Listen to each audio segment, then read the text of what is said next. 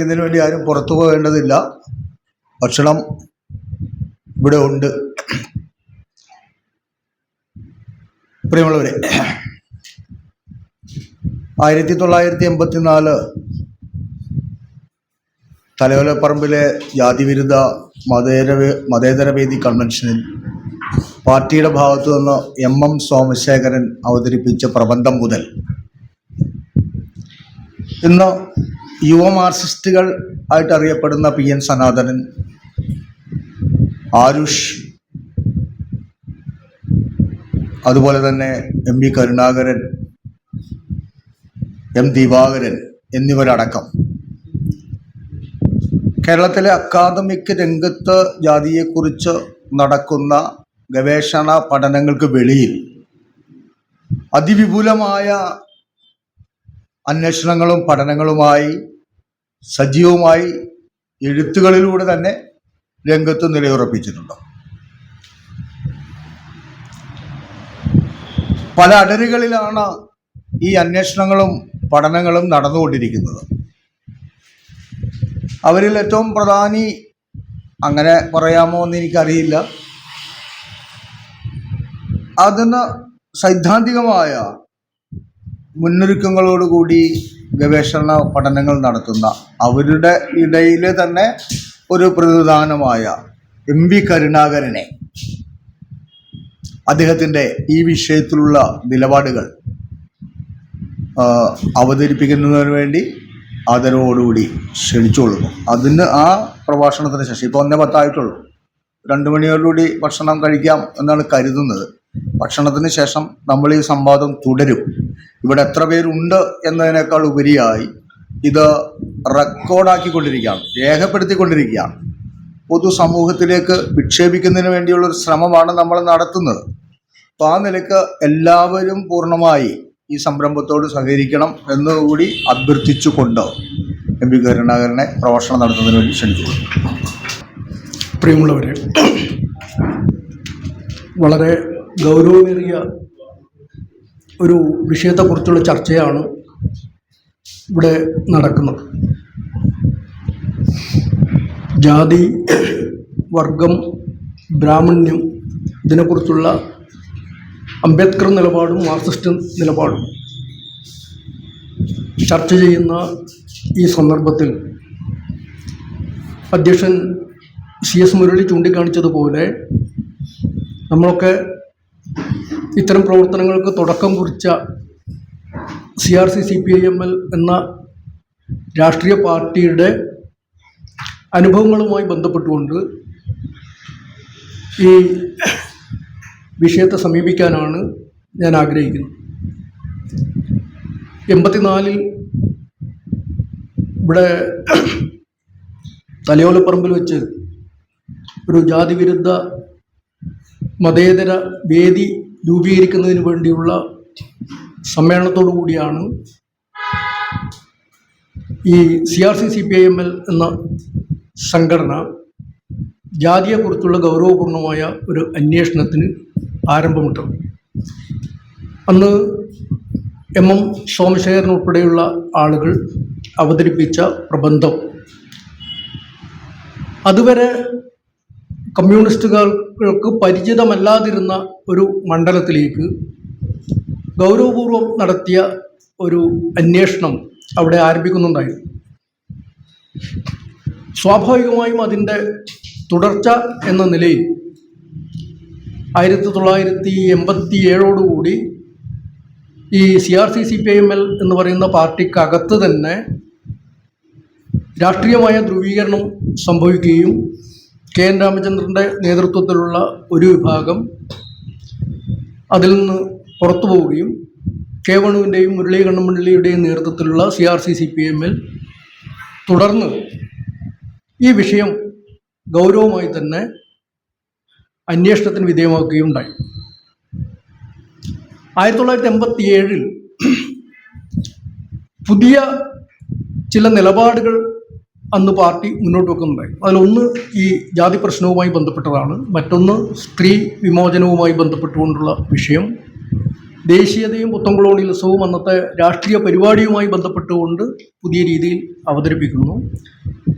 ഇത്തരമൊരു പശ്ചാത്തലത്തിൽ ജാതി ഉൾപ്പെടെയുള്ള വിഷയത്തെ വർഗ നിലപാടിൽ നിന്നുകൊണ്ട് സമീപിക്കാൻ കഴിയില്ല എന്നതായിരുന്നു അന്ന് CRC-CPM മുന്നോട്ട് വച്ചിരുന്ന ഒരു പൊതു നിലപാട്.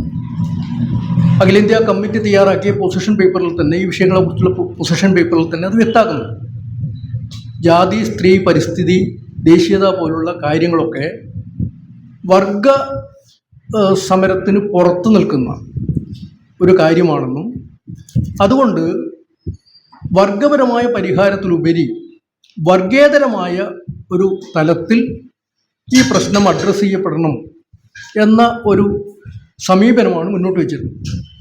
ഇതിൻ്റെ തുടർച്ചയായിട്ടാണ് അധ്യക്ഷൻ സൂചിപ്പിച്ചതുപോലെ അംബേദ്കറെ കുറിച്ചുള്ള ബ്രിട്ടീഷ് സാമ്രാജ്യത്വത്തിൻ്റെ ഏജൻ്റാണ് അംബേദ്കർ എന്ന് ഇന്ത്യയിലെ കമ്മ്യൂണിസ്റ്റ് പാർട്ടി ഉൾപ്പെടെ നിലപാട് മുന്നോട്ട് വെച്ചതിൽ സ്വയം വിമർശനം നടത്തിക്കൊണ്ട് അതിനോട് മാപ്പ് ചോദിച്ചുകൊണ്ട് അംബേദ്കറുടെ ചിന്തകൾ പുത്തൻ ജനാധിപത്യ വിപ്ലവവുമായി ഉൾച്ചേർത്ത് ഏറ്റെടുക്കേണ്ടതിൻ്റെ പ്രാധാന്യം ചൂണ്ടിക്കാണിച്ചുകൊണ്ടുള്ള ഒരു രേഖ തയ്യാറാക്കപ്പെട്ടു.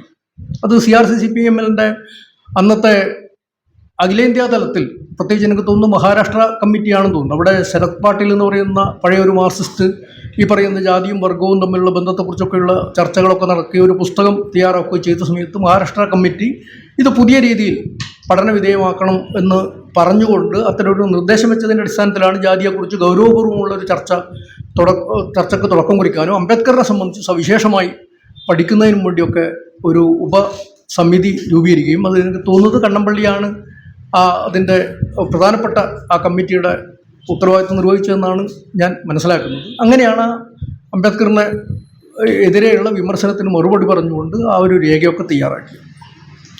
അപ്പോൾ സ്വാഭാവികമായും ഒരു വർഗ നിലപാടിൽ നിന്നുകൊണ്ട്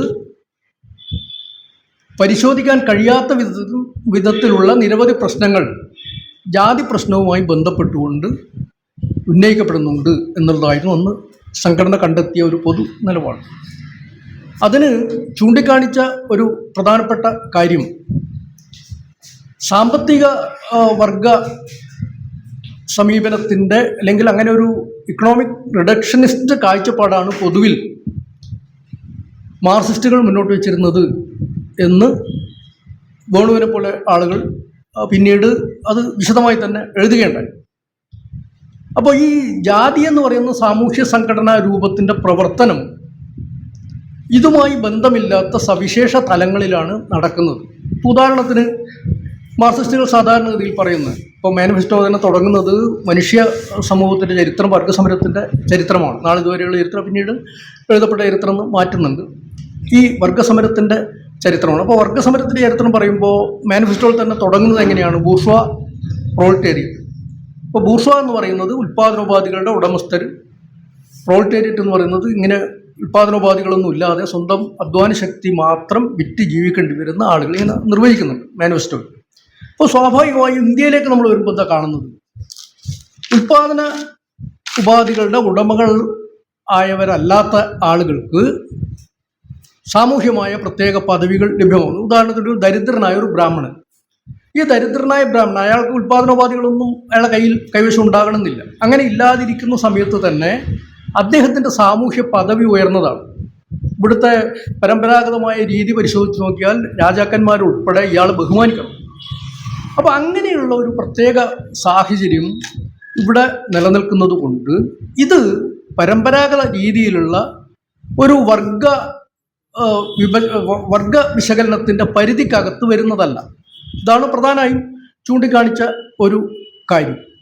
അതുകൊണ്ട് തന്നെ ഇത് മറ്റൊരു സവിശേഷമായ രീതിയിൽ പരിശോധിക്കണം. അത് പിന്നീട് പറഞ്ഞു ഒന്ന് വേണു വിശദീകരിക്കുന്ന സമയത്ത് ജാതി ജന്മം കൊണ്ട് നിർണ്ണയിക്കുന്നതാണ് എന്ന് പറയുന്ന ഒരു നിഗമനത്തിലാണ് ആത്യന്തികമായി എത്തിച്ചേർന്നത്.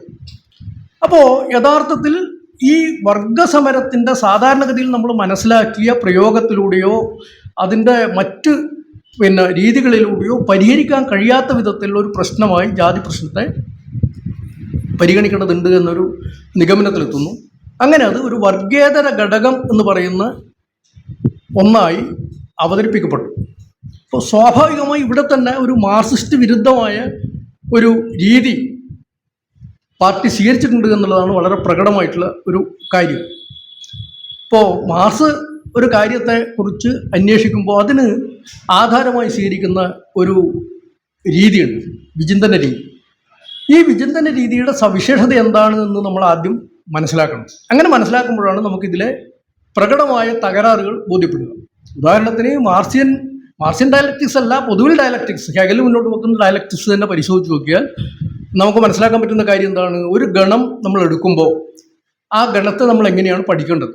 ഇപ്പോൾ വർഗം എന്ന് പറയുന്ന ഒരു കാറ്റഗറി, ആ കാറ്റഗറി നമ്മൾ പരിശോധിക്കുമ്പോൾ വർഗേതരം എന്ന് പറയുന്ന ഘടകങ്ങൾ കൂടി അടങ്ങിയതാണ് വർഗം എന്ന് പറയുന്ന ഒരു കാറ്റഗറി. അല്ലാതെ വർഗേതരം എന്ന് പറഞ്ഞിട്ട് പ്രത്യേക കാറ്റഗറി കൊണ്ടുവന്നു കഴിഞ്ഞാൽ നമ്മളവിടെ ഈ കാര്യത്തെ ഇരട്ടിപ്പിക്കുകയാണ്. അതായത് ഒരു ദ്വൈതവാദ രീതിയാണ്. രണ്ട് വ്യത്യസ്ത ഘടകങ്ങൾക്ക് ഒരേ സമയം നിലനിൽക്കാൻ കഴിയും എന്ന് പറയുന്ന ഒരു നിലപാടിലേക്ക്, അത് കാന്റിയൻ നിലപാടാണ്. കാന്റാണ് ആ തത്വചിന്തയിൽ ആ കാര്യം ആദ്യമായി, അതിന് മുമ്പുണ്ട്, പക്ഷേ അത് കുറെ കൂടി സയന്റിഫിക്കായി അവതരിപ്പിച്ച ആൾ കാന്റാണ്. അപ്പോൾ ഈ കാന്റിൻ്റെ ദ്വൈതവാദ രീതിയെ വിമർശിച്ചുകൊണ്ട് ഹെഗൽ എന്ത് ചെയ്യുന്നു?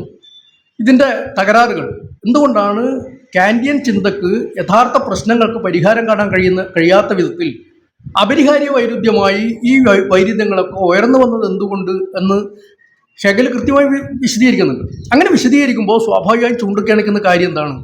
ഒരു പ്രഥമാശയത്തിലെ രണ്ട് വിപരീത ഗുണനിർണയങ്ങൾക്ക് ഓരോന്നിനും പ്രത്യേകം നിലനിൽപ്പുണ്ട് എന്ന് കണ്ടെത്തിയതാണ് കാന്റിന്റെ തകരാറ് എന്നാണ് ഹെഗൽ പറയുന്നത്. അപ്പോൾ ഈ ഡയലക്റ്റിക്കലായിട്ടുള്ള ഒരു അന്വേഷണ രീതിയിൽ നമ്മളൊരു സമ്പർക്കം, ഒരു കാറ്റഗറി പരിഗണിക്കുമ്പോൾ ആ കാറ്റഗറി എന്താണ് എന്നതിനെ സംബന്ധിച്ച് കൃത്യമായൊരു ധാരണ മാർക്സിസ്റ്റുകൾക്ക് ഉണ്ടാവും. അങ്ങനെ മാർക്സിസ്റ്റുകൾക്ക് ഉണ്ടെങ്കിൽ വേർഡ് പറഞ്ഞതുപോലെ വർഗത്തോടൊപ്പം വർഗേതരം എന്ന് പറയുന്ന ഒരു കാറ്റഗറിയും ഭൗതികതയോടൊപ്പം ഭൗതികേതരം എന്ന് പറയുന്ന കാറ്റഗറിയും കൊണ്ടുവരില്ല. അത് വൈരുദ്ധ്യശാസ്ത്രത്തിൻ്റെ അടിസ്ഥാന നിയമങ്ങൾക്ക് തന്നെ വിരുദ്ധമായിട്ടുള്ള ഒരു കാര്യമാണ്. അത് ദ്വൈതവാദത്തിൻ്റെ രീതിയാണ്. ഇപ്പോൾ ഞാൻ പറഞ്ഞു വരുന്നൊരു കാര്യം, ഈ ജാതി പ്രശ്നവുമായി ബന്ധപ്പെട്ടുകൊണ്ട് നടത്തിയ അന്വേഷണത്തിൽ CRC-CPI-ML എന്ന് പറയുന്ന സംഘടനക്ക് പറ്റിയ മൗലികമായ തകരാറ് ഈ രീതിയിൽ കാര്യങ്ങളെ കണ്ടു എന്നുള്ളതാണ്. അങ്ങനെ വരുമ്പോൾ എന്താണ് മാർക്സിസ്റ്റ് വിചിന്തന രീതി അനുസരിച്ച് ഇത്തരം പ്രതിഭാസങ്ങളെ എങ്ങനെയാണ് പഠിക്കേണ്ടത് എന്നതാണ് നമ്മുടെ മുമ്പിൽ വരുന്ന ഏറ്റവും പ്രധാനപ്പെട്ട വിഷയം. പ്രത്യേകിച്ചും ജാതി പ്രശ്നത്തെ സംബന്ധിച്ച് നിരവധി, ഇപ്പം കണ്ണമ്പള്ളി തന്നെ ചൂണ്ടിക്കാണിച്ചു, ഒരുപാട് അന്വേഷണങ്ങൾ ഇവിടെ നടന്നിട്ടുണ്ട്, ഒരുപാട് പ്രയോഗങ്ങൾ നടന്നിട്ടുണ്ട്.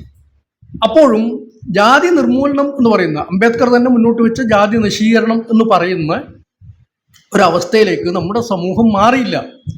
ഇതെന്തുകൊണ്ടാണ് മാറാത്തത്? അപ്പോൾ പ്രയോഗങ്ങളില്ലാത്തതിൻ്റെ തകരാറല്ല, മറിച്ച് ശരിയായ പ്രയോഗം മുന്നോട്ട് വെക്കാൻ, അത് വികസിപ്പിക്കാൻ നമുക്ക് സാധിച്ചില്ല എന്നുള്ളതാണ് പ്രധാനപ്പെട്ട പ്രശ്നം. അതുകൊണ്ട് സ്വാഭാവികമായും നമ്മൾ ഈ വിഷയം പുതിയ രീതിയിൽ അന്വേഷിക്കുമ്പോൾ അതിൻ്റെ ആരംഭ ബിന്ദുവായി വിചിന്തന ശാസ്ത്രത്തിൻ്റെ തലത്തിൽ നിന്നുകൊണ്ട് ഈ പ്രതിഭാസത്തെ പഠിക്കുന്നതിന് വേണ്ടിയുള്ള ശ്രമം നടത്തണം എന്നുള്ളതാണ് ഏറ്റവും പ്രധാനപ്പെട്ട കാര്യം. ഇവിടെയാണ് ഇന്ത്യയിലെ കമ്മ്യൂണിസ്റ്റുകൾക്ക് അടിസ്ഥാനപരമായ തെറ്റ് സംഭവിക്കുന്നത്.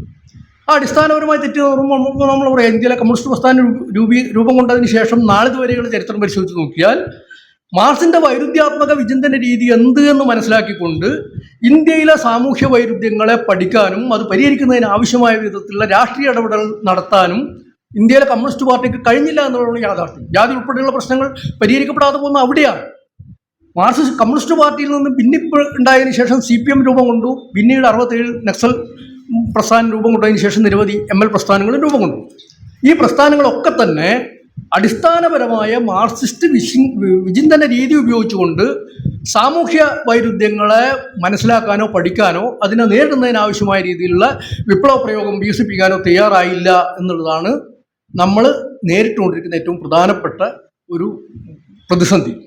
അപ്പോൾ ഇവിടെ ഇന്നിപ്പോൾ കണ്ണമ്പള്ളി തന്നെ വിഷയം അവതരിപ്പിക്കുന്ന സമയത്ത് പ്രധാനമായും ചൂണ്ടിക്കാണിച്ചൊരു കാര്യം, ഇന്ത്യയിലെ ജാതി പ്രശ്നവുമായി ബന്ധപ്പെട്ടുകൊണ്ട് ഇവിടെ നിലനിൽക്കുന്ന സാമൂഹ്യ അസമത്വത്തിൻ്റെ പ്രശ്നം, ബ്രാഹ്മണ്യ മേധാവിത്വത്തിൻ്റെ പ്രശ്നം, ഇതൊക്കെ തന്നെ നിലനിൽക്കുന്ന സമയത്ത് അംബേദ്കർ കണ്ടെത്തിയ ഒരു പ്രധാനപ്പെട്ട കണ്ടെത്തലിനെ കുറിച്ച് അദ്ദേഹം സൂചിപ്പിക്കേണ്ടായി.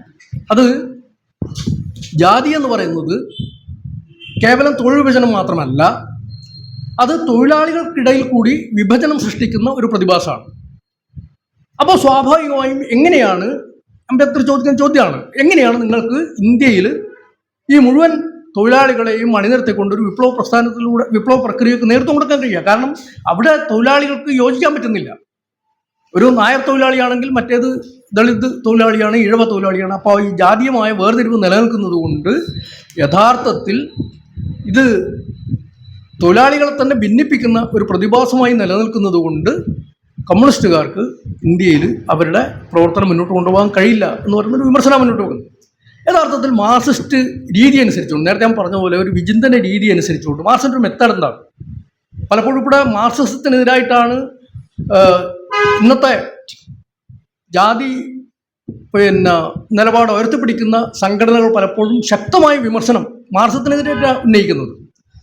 അപ്പോൾ മാർക്സിസത്തിനെതിരായി ഉന്നയിക്കുമ്പോൾ നമ്മൾ ആദ്യം പരിശോധിക്കേണ്ട ഒരു കാര്യം, എന്താണ് മാർക്സിസം മുന്നോട്ട് വെക്കുന്ന ഒരു വിചിന്തന രീതി?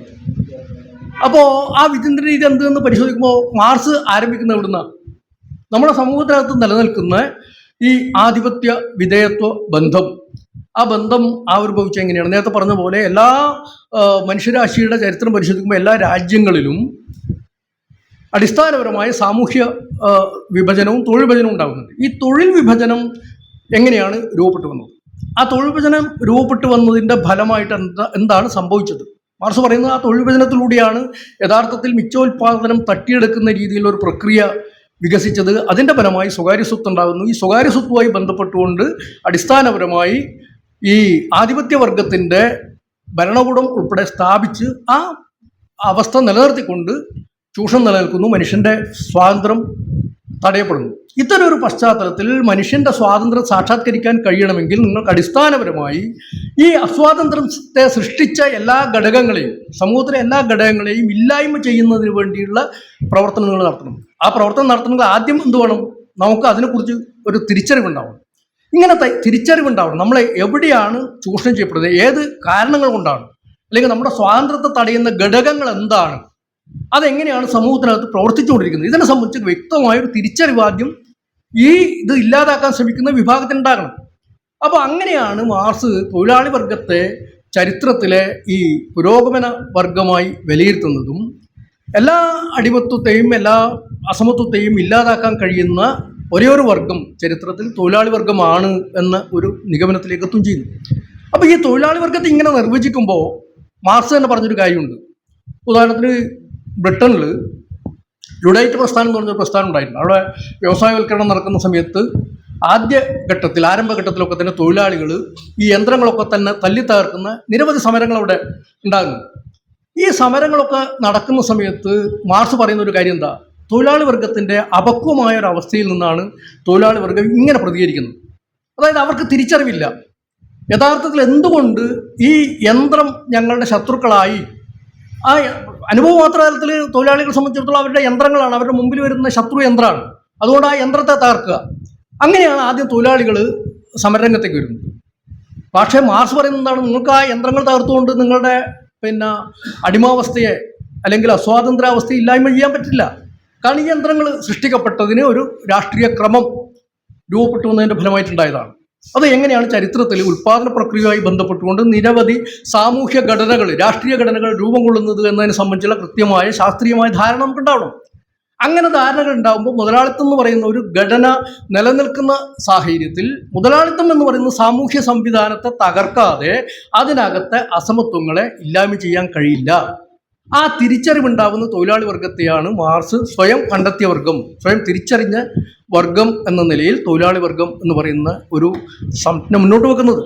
അപ്പോൾ സ്വാഭാവികമായും ഇങ്ങനെ സ്വയം തിരിച്ചറിഞ്ഞ വർഗമായിട്ടുള്ള തൊഴിലാളി വർഗത്തെ സംബന്ധിച്ചിടത്തോളം ആദ്യം ആ തൊഴിലാളി വർഗം ചെയ്യുന്ന എന്താണ്? അവർ ജീവിക്കുന്ന സമൂഹത്തിനകത്തെ എല്ലാവിധ അനീതികളെയും അസമത്വങ്ങളെയും സാമൂഹ്യ അസമത്വങ്ങളെ കുറിച്ചൊക്കെയുള്ള വ്യക്തമായ തിരിച്ചറിവ്, ശാസ്ത്രീയമായി ആ തിരിച്ചറിവ് നേടുക എന്നുള്ളതാണ്. അങ്ങനെ തിരിച്ചറിവ് നേടിക്കഴിഞ്ഞാൽ സ്വാഭാവികം എന്താണ്? ആ തൊഴിലാളി വർഗത്തിനാണ് മറ്റെല്ലാ ജനവിഭാഗങ്ങളെയും വിമോചിപ്പിക്കുന്നതിന് നേതൃത്വപരമായി പങ്കുവഹിക്കാൻ കഴിയും. മാർക്സ് പ്രത്യേകം പറയുന്നു, ഈ തൊഴിലാളി വർഗം സമൂഹത്തിലെ എല്ലാ വിഭാഗം അടിമത്വം അനുഭവിക്കുന്ന വിഭാഗങ്ങളും സ്വാതന്ത്ര്യം അനുഭവിക്കുന്ന വിഭാഗങ്ങളുടെയും വിമോചനത്തോടൊപ്പം മാത്രം വിമോചനം നേടാൻ കഴിയുന്ന ഒരേ ഒരു വർഗ്ഗമാണ് തൊഴിലാളി വർഗം എന്നാണ്. ഇതാണ് തൊഴിലാളി വർഗ പ്രത്യയശാസ്ത്രത്തെ സംബന്ധിച്ചുള്ള മാർക്സിസ്റ്റ് ധാരണ. അങ്ങനെ വരുമ്പോൾ ഇന്ത്യയിലെ തൊഴിലാളി വർഗത്തിന് ഇത്തരമൊരു പ്രത്യയശാസ്ത്രപരമായ തിരിച്ചറിവ് ഉണ്ടായിട്ടുണ്ടോ? നേരത്തെ ഞാൻ പറഞ്ഞതുപോലെ ഈ കൃത്യമായ മാർക്സിസ്റ്റ് വിചിന്തന രീതിയെ സംബന്ധിച്ച ധാരണയില്ലാത്ത യാന്ത്രിക ഭൗതികവാദത്തിന്റെ നിലപാടിൽ നിന്ന് പ്രവർത്തിച്ച ഇന്ത്യയിലെ കമ്മ്യൂണിസ്റ്റ് പ്രസ്ഥാനത്തിന് ഒരിക്കലും ഈ തിരിച്ചറിവുണ്ടായിരുന്നില്ല. അങ്ങനെ ഇല്ലാതിരുന്നത് കൊണ്ടാണ് ഇന്ത്യയിൽ നിലനിന്നിരുന്ന ഏറ്റവും പ്രസക്തമായ ബഹുഭൂരിപക്ഷം ജനങ്ങളെയും ഭീകരമായ രീതിയിൽ ബാധിക്കുന്ന ജാതി പോലുള്ള വിഷയത്തെ സംബന്ധിച്ച് അന്വേഷണം നടത്താൻ കഴിയാതെ പോയി. യാന്ത്രിക ധാരണയുണ്ടായിരുന്നത്. കാരണം വർഗസമരം എന്ന് പറഞ്ഞാൽ മനസ്സിലാക്കിയത് എന്താണ്?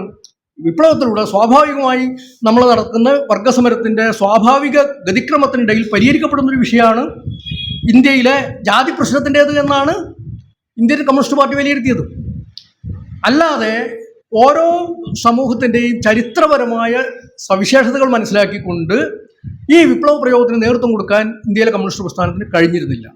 ഇപ്പോൾ ഉദാഹരണത്തിന് ഇന്ത്യയിൽ തന്നെ അന്ന് നിലനിന്നിരുന്ന സാമൂഹ്യ രാഷ്ട്രീയ സാഹചര്യം നേരത്തെ പറഞ്ഞ പോലെ ഈ ബ്രിട്ടീഷ് കൊളോണിയലിസ്റ്റുകൾ ആധിപത്യം സ്ഥാപിക്കുന്നത് വരെയുള്ളൊരു ഘട്ടം, അതിന് മുമ്പുള്ള ഘട്ടവും ആ ഘട്ടത്തിന് ശേഷമുള്ള ഘട്ടവും, ഇതൊക്കെ ചരിത്രത്തിൽ വ്യത്യസ്തങ്ങളായ ഘട്ടങ്ങളായി തന്നെ നമ്മൾ മനസ്സിലാക്കേണ്ടതാണ്.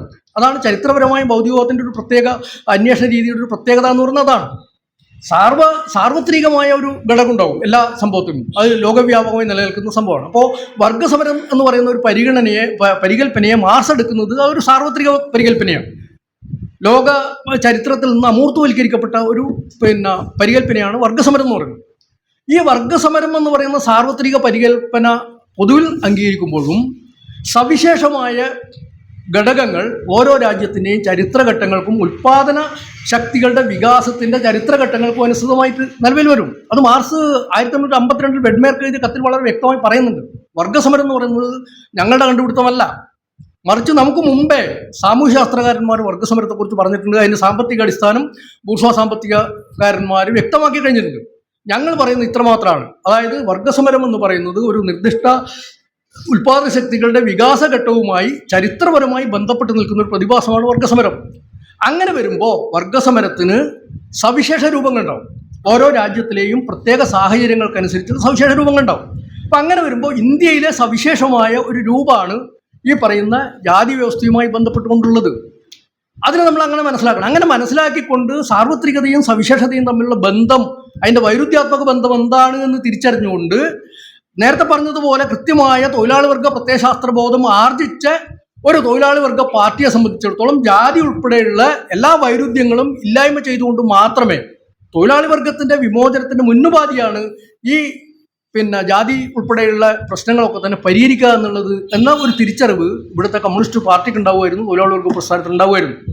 ഇത്തരം ഒരു വിചിന്തന രീതി ഇല്ലാതെ പോയതുകൊണ്ട് യാന്ത്രികമായ രീതി ജാതി പ്രശ്നത്തെ സമീപിക്കാനാണ് ഇന്ത്യയിലെ കമ്മ്യൂണിസ്റ്റ് പ്രസ്ഥാനം ശ്രമിച്ചത്. ഇതിൻ്റെ തുടർച്ചയാണ് വിവിധ നക്സലൈറ്റ് പ്രസ്ഥാനങ്ങൾ ആരംഭിച്ചത്, തുടർന്നു വന്നത്. ഇതാണ് വേണുവിലെത്തുമ്പോൾ നേരത്തെ പറഞ്ഞതുപോലെ ഇതിനെ രണ്ടായി കാണുന്ന ദ്വൈതവാദപരമായ ഒരു സമീപനത്തിലേക്ക് വന്നത്. ജാതി വർഗം, ഈ രണ്ട് ഘടകങ്ങൾ, വർഗ സമരം ഒരു ഭാഗത്ത്, വർഗേതരമായ സമരം മറ്റൊരു ഭാഗത്ത്. വർഗസമരം നേരത്തെ പറഞ്ഞ പോലെ അതെങ്ങനെയാണ് പൂർത്തീകരിക്കപ്പെടുന്നതിനെ സംബന്ധിച്ച് ഒരു പൊതുധാരണയുണ്ട്. എന്നാൽ വേണുവിനെ സംബന്ധിച്ചിടത്തോളം ഈ വർഗേതര ഘടകങ്ങളുടെ പൂർത്തീകരണം എങ്ങനെയാണെന്ന് അദ്ദേഹത്തിന് വിശദീകരിക്കാൻ കഴിയുന്നില്ല. അപ്പോൾ എന്തുകൊണ്ടാണ് സംഭവിക്കുന്നത്? നേരത്തെ പറഞ്ഞ പോലെ മാർക്സിസ്റ്റ് ദർശന പദ്ധതിയെ സംബന്ധിച്ച് തന്നെ തെറ്റായ രീതിയിൽ കാര്യങ്ങൾ മനസ്സിലാക്കുകയും അതിൻ്റെ അടിസ്ഥാനത്തിൽ വിപ്ലവ പ്രയോഗത്തിന് നേതൃത്വം കൊടുക്കാൻ തയ്യാറാവുകയും അതിൻ്റെ ഫലമായി എല്ലാ പ്രയോഗങ്ങളും അമ്പേ പരാജയപ്പെടുകയും അങ്ങനെ അമ്പേ പരാജയപ്പെട്ടപ്പോൾ ഒരു നിരാശാവാദത്തിൽ നിന്ന് മാർക്സിസത്തെ തന്നെ തള്ളിക്കളയും ചെയ്യുന്ന ഒരു ദുരന്തപൂർണമായ അവസ്ഥയിലേക്ക് കേവണുവിനെ പോലുള്ള ആളുകൾ അവസാനം എത്തിച്ചേർന്നു. മറ്റൊരു ഭാഗത്ത് യാന്ത്രിക ഭൗതികവാദത്തിന്റെ നിലപാട് സ്വീകരിച്ചിരുന്ന ആളുകൾ എന്താ ചെയ്തത്? കമ്മ്യൂണിസ്റ്റുകാർ എന്താ ചെയ്തത്? അവർക്കും ഇതിന് കൃത്യമായ പരിഹാരമില്ല. കേവലം വർഗസമരത്തെക്കുറിച്ചോ ഇപ്പോൾ മുരളി കണ്ണമ്പള്ളി ഇതിൽ ഇപ്പോൾ വിഷയം അവതരിപ്പിച്ചുകൊണ്ട് പറഞ്ഞ കാര്യം എന്താ? യഥാർത്ഥത്തിൽ ജാതി നിർമ്മാർജ്ജനം എന്ന് പറയുന്ന കാര്യം നടക്കണമെങ്കിൽ സമൂഹത്തിനകത്തെ എല്ലാ മർദ്ദക സംവിധാനത്തെയും തകർത്തുകൊണ്ട് മാത്രമേ സാധ്യമാവൂ. അത് ശരിയാണ്. അപ്പോൾ സ്വാഭാവികമായി എങ്ങനെയാണ് ഈ രണ്ട് ഘടകങ്ങളും പരസ്പര ബന്ധിതമായി മുന്നോട്ട് കൊണ്ടുപോകാൻ കഴിയുന്ന വിധത്തിലുള്ള ഒരു സമീപനം നമുക്ക് മുന്നോട്ട് വെക്കാൻ പറ്റുക? അങ്ങനെ മുന്നോട്ട് വെക്കാൻ നമുക്ക് കഴിയണമെങ്കിൽ നമ്മൾ ഇന്ത്യൻ യാഥാർത്ഥ്യത്തിലേക്ക് വരണം. ഇന്ത്യയിൽ നിലനിൽക്കുന്ന ഉൽപാദന സാഹചര്യം എന്താണ്, അതിൽ ഇന്ന് വർത്തമാനകാലത്ത് എങ്ങനെയാണ് ജാതി നിലനിൽക്കുന്നത്, പഴയ ജാതിയാണോ ഇന്ന് നിലനിൽക്കുന്നത്, എങ്ങനെയാണ് ഈ മാറ്റം സംഭവിച്ചത്, ഇതിനെ സംബന്ധിച്ച് കൃത്യമായി തിരിച്ചറിവ് നോക്കണം. ഇപ്പോൾ ഉദാഹരണത്തിന് ഞാൻ പറയാം, ജാതിയെ സംബന്ധിച്ച് പറയുമ്പോൾ നമുക്കറിയാം പഴയ കാലത്ത് ജാതിയല്ല ഇന്ന് നിലനിൽക്കുന്നത്. പഴയ കാലത്ത് നമുക്കറിയാം കേരളം ഉൾപ്പെടെയുള്ള പ്രദേശങ്ങളിലൊക്കെ തന്നെ താഴ്ന്ന ജാതി വിഭാഗത്തിൽപ്പെട്ട ആളുകൾക്ക് വഴി നടക്കാനുള്ള അവകാശം ഉണ്ടായിരുന്നില്ല, വിദ്യാഭ്യാസം നേടാനുള്ള അവകാശം ഉണ്ടായിരുന്നില്ല, മനുഷ്യൻ എന്ന നിലയിൽ തുല്യമായിട്ടുള്ള ഒരു പരിഗണനയും ലഭിക്കാതിരിക്കുന്ന അങ്ങേയറ്റം ജനാധിപത്യ വിരുദ്ധമായ ഒരു സംവിധാനമാണ് ഇവിടെ നിലനിന്നിരുന്നത്. അത് മാറിയില്ലേ? അത് മാറുന്നത് എങ്ങനെയാണ്? അത് മാറുന്നതിന് കൃത്യമായ കാരണങ്ങളുണ്ടല്ലോ. ആ കാരണം എന്താ? ഉൽപാദന ശക്തികളുടെ വികാസവുമായി ബന്ധപ്പെട്ടുകൊണ്ട് മൊത്തം സാമ്പത്തിക രംഗത്തും സാമൂഹിക രംഗത്തും വന്ന മാറ്റത്തിന്റെ ഫലമായിട്ടാണല്ലോ ഈ ചേഞ്ച് ഉണ്ടായത്. അപ്പോൾ സ്വാഭാവികമായി ഇന്ന് നമ്മൾ പരിശോധിപ്പോൾ പണ്ടകാലത്തൊക്കെ ഇപ്പോൾ സോമശേഖരനൊക്കെ തയ്യാറാക്കിയ ജാതിയെക്കുറിച്ചുള്ള പ്രബന്ധം പറഞ്ഞല്ലോ, മറ്റേ തലയോലപ്പറമ്പ് കൺവെൻഷനിലൊക്കെ അവതരിപ്പിച്ച പ്രബന്ധം. ആ പ്രബന്ധത്തിലൊക്കെ പറയുന്ന കാര്യം എന്താ? ജാതി എന്ന് പറയുന്നത് കുലത്തൊഴിലിന്റെ അടിസ്ഥാനത്തിൽ നിലനിൽക്കുന്ന ഒന്നാണ്. അപ്പോൾ ഈ കുലത്തൊഴിലിന്റെ അടിസ്ഥാനത്തിൽ നിലനിൽക്കുന്ന ഒരു പ്രതിഭാസം ആയതുകൊണ്ട് സ്വാഭാവികമായി അങ്ങനെ തുടരുന്നിടത്തോളം കാലം ജാതി എങ്ങനെ നിലനിൽക്കുന്നു? ഇപ്പോൾ നമുക്കറിയാം ഇന്നെന്താ സംഭവം. ഇന്ന് കേരളത്തല്ല ഇന്ത്യയിലെ തന്നെ നിങ്ങൾ മൊത്തെടുത്ത് നോക്കുക. ഇന്നത്തെ തൊഴിൽ സാഹചര്യത്തിൻ്റെ ഒരു പ്രത്യേകത എന്താണ്? പഴയ കാലത്ത് നേരത്തെ നമ്മൾ പറഞ്ഞല്ലോ, കൃത്യമായി ഇന്ന ജാതിയിൽപ്പെട്ട ആളുകൾ ഇന്ന തൊഴിൽ ചെയ്യണമെന്ന് കർക്കശമായ നിയമങ്ങളായിരുന്നു, അത് ലംഘിക്കാൻ പറ്റുമായിരുന്നില്ല. അപ്പോൾ ഈ ഓരോ ജാതിയിലും ജനിക്കുന്ന ആളുകൾ അവരുടെ കുലത്തൊഴിലുമായി ബന്ധപ്പെട്ടുകൊണ്ട് മാത്രമുള്ള ജോലിയെ ചെയ്യാൻ പറ്റുമായിരുന്നത്. ഇന്ന് വർത്തമാനകാലത്ത് എന്താ സ്ഥിതി? ഒരു അധ്യാപകൻ എന്ന് പറയുന്ന ജോലി ചെയ്യുന്നതിൻ്റെ മാനദണ്ഡം, കൃത്യമായ മാനദണ്ഡങ്ങൾ ഉണ്ടല്ലോ. ആ മാനദണ്ഡങ്ങൾ നേടിയെടുത്ത ഒരാൾക്ക് അയാൾക്ക് അധ്യാപകനാകാം. അയാൾ ഏത് ജാതിയിൽ ജനിച്ചു എന്നുള്ളത് പ്രശ്നമല്ല. ഒരു നേഴ്സ്, ഒരു ഡോക്ടർ, ഒരു എഞ്ചിനീയർ, ഒരു പൈലറ്റ്, അല്ലെങ്കിൽ ഒരു തീവണ്ടി എഞ്ചിൻ ഓടിക്കുന്ന ഡ്രൈവർ, ബോട്ട് ഓടിക്കുന്ന ആളുകൾ, ഇങ്ങനെ മൊത്തം പരിശോധിക്കുക. ഇന്നത്തെ തൊഴിലിൻ്റെ സ്ഥിതി എന്താ? പഴയമായി ജാതിയുടെ അടിസ്ഥാനത്തിലാണോ തൊഴിൽ നിർണ്ണയിച്ചുകൊണ്ടിരിക്കുന്നത്? അല്ലല്ലോ, ഇത് മാറിക്കഴിഞ്ഞിട്ടുണ്ട്. അപ്പോൾ ഇങ്ങനെ മാറിയ സമയത്ത് നമ്മൾ പരിശോധിക്കേണ്ട ഒരു കാര്യം എന്താണ്? മാർക്സ് ഇത്തരം കാര്യവുമായി ബന്ധപ്പെട്ടുകൊണ്ട് ഇന്ത്യയിലെ ജാതി വ്യവസ്ഥ നിലനിൽക്കുന്നതുമായി ബന്ധപ്പെട്ടുകൊണ്ട് വളരെ പ്രധാനപ്പെട്ട ചില നിരീക്ഷണങ്ങൾ നടത്തിയിട്ടുണ്ടായിരുന്നു. ആദ്യം 1845-46 എഴുതിയ ജർമ്മൻ ഐഡിയോളജി തന്നെ മാർക്സ് വളരെ വ്യക്തമായി പറയുന്നുണ്ട്, ഇന്ത്യയിൽ ജാതി മതത്തിലും രാഷ്ട്രീയത്തിലും നിലനിൽക്കുന്നുണ്ട്. അപ്പം മതത്തിലും രാഷ്ട്രീയത്തിലും ജാതി നിലനിൽക്കുന്നുണ്ട് എന്ന ഒരു നിലപാട് സ്വീകരിച്ച മാർക്സിൻ്റെ ഒരു സമീപനത്തെ ഇവിടുത്തെ ഇന്ത്യയിലെ കമ്മ്യൂണിസ്റ്റ് പാർട്ടി മനസ്സിലാക്കിയിട്ടുണ്ട്. അത് കണ്ടിട്ട് പോലും ഇല്ല എന്ന് എനിക്ക് തോന്നുന്നു. ആ രീതിയിലുള്ള ഒരു അന്വേഷണം നടത്താൻ ഇന്ത്യയിലെ കമ്മ്യൂണിസ്റ്റ് പ്രസ്ഥാനം തയ്യാറായില്ല. അപ്പോൾ യഥാർത്ഥത്തിൽ അംബേദ്കറിനെ കാണാൻ പറ്റിയിട്ടുണ്ടോ ജാതി മതത്തിലും രാഷ്ട്രീയത്തിലും നിലനിൽക്കുന്നുണ്ട്? അങ്ങനെ കണ്ടെത്താൻ കഴിഞ്ഞിരുന്നെങ്കിൽ അംബേദ്കർ നേരത്തെ പറഞ്ഞ പോലെ ഈ സോഷ്യൽ കോൺഫറൻസിൻ്റെ ഒക്കെ പ്രശ്നം പറഞ്ഞല്ലോ, കോൺഗ്രസിനകത്ത് വളർന്നു വന്നിരുന്ന ഈ സാമൂഹ്യ പരിഷ്കരണ പ്രസ്ഥാനവുമായി ബന്ധപ്പെട്ടുകൊണ്ടുള്ള പ്രസ്ഥാനങ്ങൾ, അത് പിരിച്ചുവിട്ടതിനൊക്കെ എതിരായിട്ട് അംബേദ്കർ വളരെ ശക്തമായ വിമർശനം മുന്നോട്ട്. അംബേദ്കറുടെ പൊതു നിലപാടെന്ന് വെച്ചാൽ സാമൂഹ്യ രംഗത്ത് ഈ പറയുന്ന പരിഷ്കരണമൊക്കെ നടപ്പാക്കി കഴിഞ്ഞാൽ യഥാർത്ഥത്തിൽ ഇത് പരിഹരിക്കും എന്നുള്ളൊരു ഇതുണ്ടായിരുന്നു. പ്രത്യയശാസ്ത്ര തലത്തിലാണ് ജാതിയുടെ സ്വാധീനത്തെ അംബേദ്കർ പ്രധാനമായും കാണുന്നത്. അതിൻ്റെ സാമ്പത്തിക അടിത്തറയിലേക്ക് പലപ്പോഴും വരുന്നില്ല. മാത്രമല്ല അയാളുടെ ജാതി നിർമൂലനം എന്ന കൃതിയിൽ അത് കൃത്യമായി വ്യക്തമായി പറഞ്ഞിട്ടുണ്ട്. ഒരു മുള്ളു കമ്പി കൊണ്ടോ ഇഷ്ട കൊണ്ടോ ഉണ്ടാക്കിയ മതിലോ കമ്പി വേലിയോ പോലെയുള്ള ഒന്നാണെങ്കിൽ അത് നമുക്ക് പൊളിച്ചു കളയാം. പക്ഷേ ഇതങ്ങനെയല്ല. ഇതിൻ്റെ നിലനിൽപ്പ് പ്രത്യയശാസ്ത്ര തലത്തിലാണ്. അതിൽ നിന്ന് പിന്നെ അതിനിപ്പോൾ മുരളിയെ പോലുള്ള ആളുകൾ പറയുന്നത് അടിത്തറയിലും ജാതിയുണ്ട് എന്ന് പറയുന്നത്. അങ്ങനെ പറഞ്ഞതുകൊണ്ടുമില്ല, ഞാൻ അതിൻ്റെ മറ്റു കാര്യങ്ങളൊക്കെ പിന്നീട് വരാം. അപ്പോൾ സ്വാഭാവികമായിട്ടും ഞാൻ പറഞ്ഞൊരു കാര്യം, ഈ ഭരണകൂടത്തിലും മതത്തിലും ജാതി ഉണ്ട് എന്ന് പറയുമ്പോൾ അവിടെ വരുന്ന പ്രശ്നം എന്താ? ഒരു പൊളിറ്റിക്കൽ ക്വസ്റ്റ്യനായിട്ട് ആ ക്വസ്റ്റ്യൻ ഉന്നയിക്കപ്പെടേണ്ടി വരും. ഭരണകൂടത്തിനെതിരായിട്ടുള്ള ചോദ്യമായിട്ട് അത് ഉന്നയിക്കേണ്ടി വരും. അംബേദ്കർ ചെയ്തത് എന്താ?